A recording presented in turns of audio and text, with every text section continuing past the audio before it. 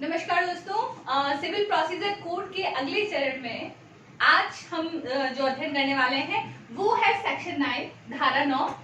अब ये प्रश्न उठता है कि कई बार कई स्टूडेंट्स हैं जिनका कहना है कि मुझे अंग्रेजी में पढ़ाना चाहिए, मुझे हिंदी में पढ़ाना चाहिए, तो मैं ट्राई करूंगी कि दोनों ही तरह के जो स्टूडेंट्स हैं उनका सारा कोर्स हम कवर कर सके। तो firstly today I am going to start with section 9 which is containing code to try all civil suits unless barred.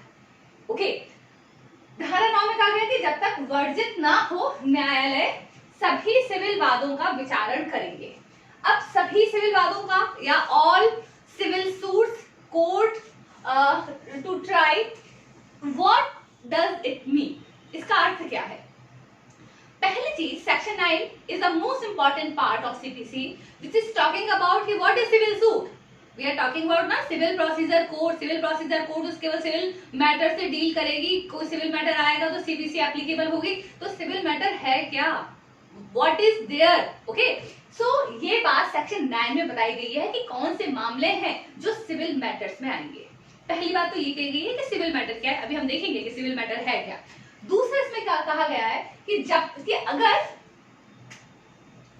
कोई civil matter is not barred by any law, अगर कोई सिविल मैटर है जिसे किसी भी तरीके से निवारित या प्रवारित नहीं किया गया है, ठीक है, वर्जित नहीं किया गया है, हर सिविल कोर्ट हर सिविल मामला सुनेगा।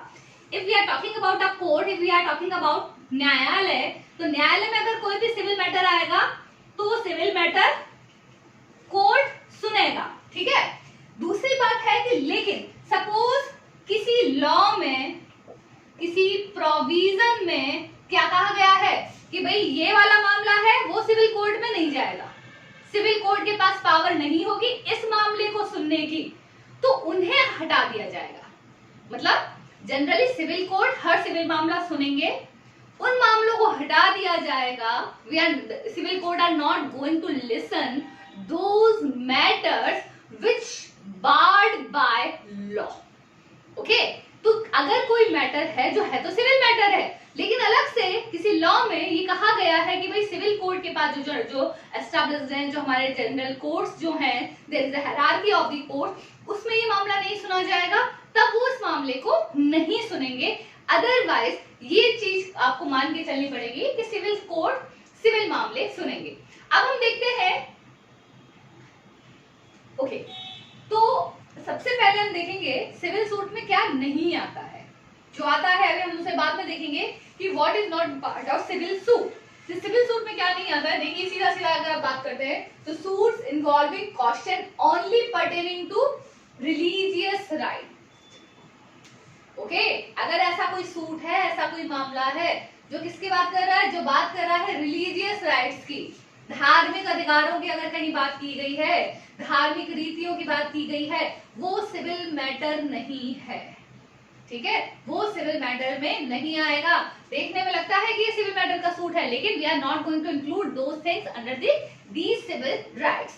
ओके, या सेरेमनीज की अगर हम बात करेंगे, कौन सी सेरेमनी? रिलीजियस सेरेमनी की, धार्मिक अनुष्ठानों की हम बात कर रहे हैं। We are talking about religious ceremony, we are talking about religious rights और expulsion of caste, upholding dignity और ऑनर, किसी को जाति से बाहर निकाल दिया गया है, ठीक है ना, परिवार से बाहर निकाल दिया गया है धर्म के आधार पर, ठीक है ना, कास्ट से निष्कासित कर दिया गया है।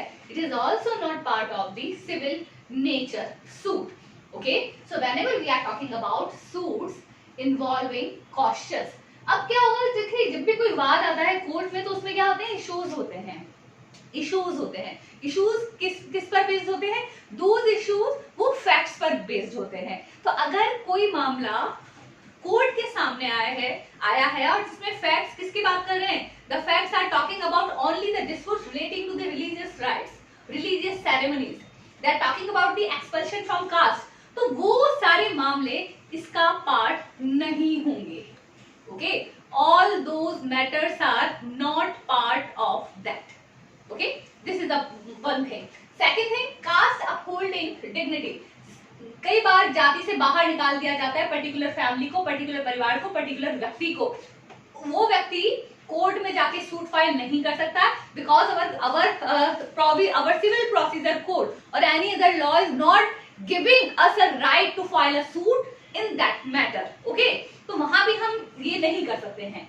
उसके अलावा नॉट दीज आर दी और ऑनर रिलेटेड, सम्मान से संबंधित मामला है कि suppose I am just giving you example कि समाज के समस्त लोगों को एक्स ने खाने पे बुलाया है लेकिन वाई को उसने छोड़ दिया है, वाई के फैमिली को इनवाइट नहीं किया है, तो why can not sue him, he can not file a civil suit कि why he is not calling me. ठीक है, कि सभी फीस्ट में सब आयोजन में सबको बुलाया गया है, मुझे नहीं बुलाया गया, मुझे छोड़ दिया, I am having a right to file a suit, no you are not having a right. ठीक है, तो इस तरीके के जो मामले आते हैं वो सिविल सूट में नहीं आते हैं। तो एक चीज तो ये क्लियर होगी कि क्या नहीं आता है, तो these are not the part of civil suit. तो सिविल सूट में आता क्या है, क्या पार्ट है? तो जब हम बात करते हैं प्राइवेट राइट्स एंड ऑब्लिगेशंस की, हम बात करते हैं पोजीशन की। पोजीशन किसका? प्रॉपर्टी का। प्रॉपर्टी कौन सी हो सकती है? वो मूवेबल हो सकती है, वो इमूवेबल प्रॉपर्टी हो सकती है। जब हम बात करते हैं रिकवरी का, हम बात करते हैं सिविल रॉन्ग यानी जिसे टॉर्ट कहा जाता है, हम बात करते हैं रॉन्ग का, टॉर्ट की हम बात करते हैं। इसके अलावा हम बात करते हैं स्पेसिफिक रिलीफ एक्ट के अंतर्गत स्पेसिफिक रिलीफ की, हम बात करते हैं ब्रीच ऑफ कॉन्ट्रैक्ट की। ये सारे मामले सिविल प्रोसीजर कोड के तहत एक मामला दर्ज करके सिविल प्रोसीजर कोड के तहत विचारित किए जा सकते हैं किसी भी सिविल कोड में। तो generally the matters which are relating to the rights and obligation, which kind of rights? Private rights and obligation, okay, which is talking about the damages, any kind of damages, it may be exemplary damages, it may be nominal damages, किसी भी प्रकार के damages की बात कर रहे हैं। If there is breach of contract, if there is any matter which can be dealt with Indian Contract Act, Partnership Act, even in absence of family courts, any matter of family in a district court, so we can और specific relief act, जमीन खरीदना बेचना, कोई property खरीदना या बेचना, ये सारे मामले क्या हैं? ये सारे मामले सिविल कोर्ट में सुनवाई का अधिकार रखते हैं। ओके, तो क्या चीजें सिविल सूट में नहीं आती हैं? What are the things which are not part of civil suit and what are the things, what are the rights and obligations which are part of civil suit? ये हमने देखा। अब हम देखते हैं इसमें जो एक्सप्लेनेशन दिए गए हैं। ओके, तो अब हम देखने वाले हैं, अब अपना इसके बाद जो नेक्स्ट हम साथ में लेते हैं, हम जो एक्सप्लेनेशंस देखते हैं। ओके, अब हम बात करते हैं एक्सप्लेनेशंस या स्पष्टीकरण की। There are two explanations given in the section 9. Section 9 में क्या है? दो एक्सप्लेनेशन दिए गए हैं। पहला एक्सप्लेनेशन में कहा गया है, फर्स्ट एक्सप्लेनेशन बात क्या करता है? देखिए टेक्निकल लैंग्वेज है, वेयर एक्ट सबके पास है, आप देख सकते हैं। पहले एक्सप्लेनेशन में बात ये कही गई है कि there is a matter of property, okay, which is somehow depends upon any religious thing, religious matter or religious rite or religious ceremony. Okay, if that matter is in front of the court, it should be treated as civil matter. अभी भी आपको समझ में नहीं आएगा, अब मैं आपको बताती हूँ। एक व्यक्ति है जो किसी मठ का मठाधीश है। मठ क्या है? ये हिंदू संस्कृति का एक इम्पॉर्टेंट पार्ट है कि सपोज एक्स एक मठ है जिसका मठाधीश एक्स है, ठीक है। Now according to their rights, according to their religion, he will hold entire property of that मठ। ये सारी मठ की प्रॉपर्टी एक्स होल्ड करके रखेगा, he can take decisions regarding that property। लेकिन अब एक्स की हो जाती है डेथ, ठीक है, there is no family member, इसने शादी नहीं की थी, इसके फैमिली में और कोई नहीं, अगला मठाधीश कौन होगा? ए होगा, बी होगा या सी होगा? इस बात को लेकर, क्योंकि जो मठाधीश होगा उसका उस प्रॉपर्टी या संपत्ति पर अधिकार होगा। इस मैटर को अगर कोर्ट में लाया जाता है कि there is a suit between A, B and C, ठीक है, ए ने बी और सी को पार्टी बनाया है कि after him I am holding the entire property of math, I should be appointed as मठाधीश।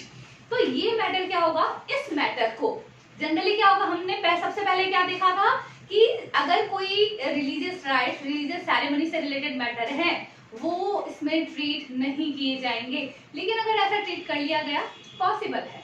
इस मैटर को क्या माना जाएगा, इस मैटर को सिविल मैटर माना जा सकता है। ये पहला एक्सप्लेनेशन है जहां पे राइट किसका है, यहाँ पे क्वेश्चन क्या है कि प्रॉपर्टी पर किसका अधिकार होगा, तो इस मैटर को क्या माना जा सकता है, we can consider this matter as a civil matter. Explanation number 2 कुछ भी नहीं है, एक्सप्लेनेशन नंबर 2 एक्सप्लेनेशन नंबर 1 पर डिपेंड करता है, और उसमें केवल यही बात कही गई है कि एक्सप्लेनेशन नंबर 1 के लिए जरूरी नहीं है कि जिस पद की, जिस पोस्ट की या जिस सेरेमनी की बात की जा रही है, जिसके अपॉइंटमेंट की बात की जा रही है, होल्डिंग ऑफ ऑफिस की बात की जा रही है, उसके लिए कोई फीस है या नहीं, कि भाई बंदा अगर एज पोस्ट पे आता है उसके लिए कोई फीस मतलब कोई पर्टिकुलर अमाउंट रेम्यूनरेशन डिसाइडेड है या नहीं है, it is completely irrelevant. Okay, तो ये दो एक्सप्लेनेशन दिए गए हैं। अब हम बात करते हैं जो सेक्शन 9 में बहुत इंपॉर्टेंट बात की गई है, unless barred. Okay, unless barred. अब बार्ड कहां किया गया है, बार्ड कहां किया गया है, बार्ड दो तरीके से किया गया है।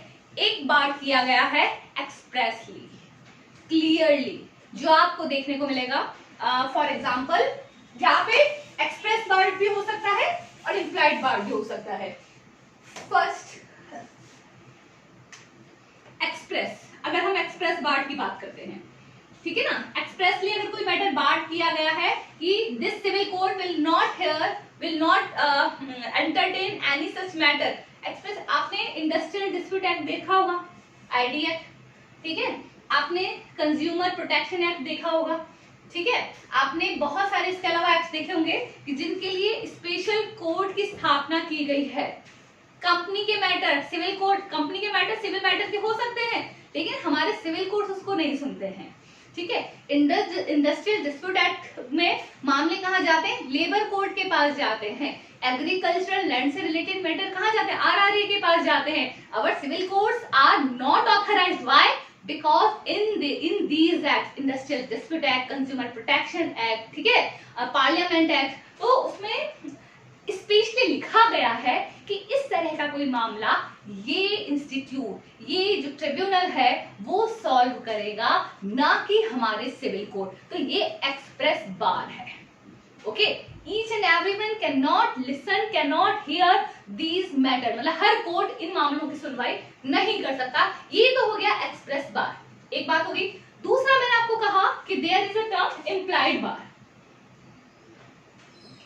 इम्प्लाइड बार क्या हो गया, इम्प्लाइड यहाँ पे डायरेक्ट तो नहीं लिखा गया है। फॉर एग्जाम्पल, हम जब कॉन्ट्रैक्ट एक्ट पढ़ते हैं, who is not competent to contract, उसमें हम पढ़ते हैं, हम एग्जाम्पल देते हैं, डायरेक्ट डायरेक्ट में कहीं नहीं लिखा हुआ है, लेकिन एग्जाम्पल क्या देखते हैं, alien enemy, we can not enter into a contract with alien enemy. Why so, alien enemy कोई सूट फाइल नहीं कर सकता। अब हमारे सिविल कोर्ट एलियन एनिमी का कोई मामला नहीं सुनेंगे, सुनवाई नहीं करेंगे, ये इम्प्लाइड बार है, ठीक है। Convict can not institute a suit, ये इम्प्लाइड बार है। तो इस तरीके से जो सेक्शन 9 है, सेक्शन 9 में आपको कई चीजें याद रखनी है, सिविल मामलों में क्या नहीं आता है, सिविल मामलों में क्या आता है, एक्सप्लेनेशंस दो एक्सप्लेनेशंस उनमें क्या बातें कही गई हैं, और लास्ट में बार दो प्रकार के हो सकते हैं, एक्सप्रेस बार और इम्प्लाइड बार। अगली क्लास में हम नेक्स्ट प्रोविजन देखेंगे। बने रहिए हमारे साथ सफलता चैनल के साथ। Thank you so much.